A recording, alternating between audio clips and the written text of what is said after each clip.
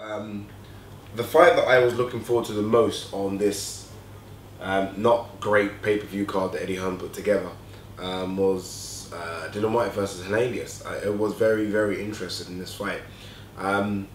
Mainly because Dillian Whyte talks a lot of shit for me. I'll be honest with you, he talks a lot of smack. And look, that's good to an extent, it helps sell the fight.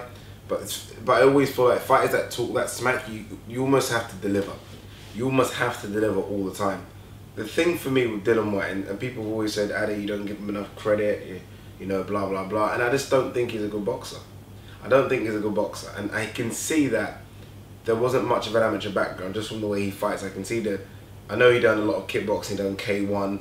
And then I think he did a few amateur fights, but then because of his kickboxing, I think, I don't know, I think there was an issue with him being able to fight as an amateur because he was a professional kickboxer, if that makes any sense. So he didn't have that many amateur fights, and you can kind of see that when you watch him fight. Technically, he looked really bad today, or yesterday even. He looked really, really bad. You just have to admit that he did. I will give him credit that he done well to recover from that second round. I think he was hurt, and I think he was hurt bad, and I think HELENIUS just didn't capitalize on it. I don't know what for. I don't know what the reason was. HELENIUS just seemed to. I didn't know if HELENIUS knew how hurt Dillian Whyte was, but he was really hurt, and he could have got him out of there. Could have got him out there. So he done well to recover from that. I think I follow him. Well, I used to follow him on Twitter and Instagram. He blocked me on Twitter, but I follow him on Instagram, and he does a hell of a lot of work in terms of fitness now. He does a hell of a lot of work. So I think he's gas tank for someone that weighs what he weighs, which is quite heavy. Is pretty good. It's pretty good, and I think we've seen that in all of his fights. His gas tank's good, so that's going to hold him in good stead going forward. But technically, he has holes that he needs to fix badly. And I don't know if he can do it with Mark Tibbs. I really don't. I don't think Mark Tibbs is a great trainer. I don't know what the issue was with Jonathan Banks. I don't know why he's not working with Jonathan Banks no more. I don't know if it's because Jonathan Banks won't come and train him here in the UK or what. But remember, Jonathan Banks doesn't train Vladimir Klitschko anymore, with Klitschko being retired. So he could be the number one. He could be the number one for Jonathan Banks. I feel like there's an opening there that he should take if it's available. Because I think Jonathan Banks will teach him a few things because he needs work. A lot of people have been talking about the potential of him fighting Deontay Wilder. I say a lot of people, him and Eddie Hearn. Wilder would absolutely smash him to pieces. Look, Wilder technically is not great, but if HELENIUS can get off on you, Wilder will get off on you easy. Wilder has speed, punching power, accuracy as well when he wants to. Remember, he's an Olympic bronze medalist. I put Wilder's boxing skills down a lot because look, he's a heavyweight champion of the world, and I want him to be a lot better than he is. But Wilder's got a bit of skills, and he'll knock Dillian Whyte out. He'll knock him out. For everyone that thinks for some reason that Whyte can beat Wilder and styles make fights, blah blah blah rubbish, not on this occasion. It doesn't. I'm not sure what to make of HELENIUS.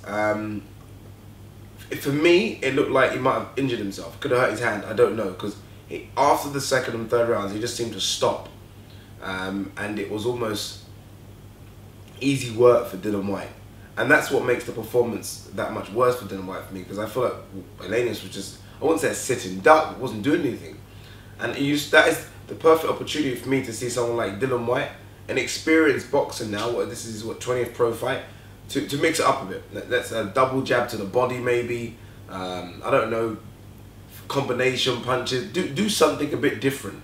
If you see you're fighting someone there that's a bit static and he's reading what you're doing, try and mix it up, and he just isn't able to do that.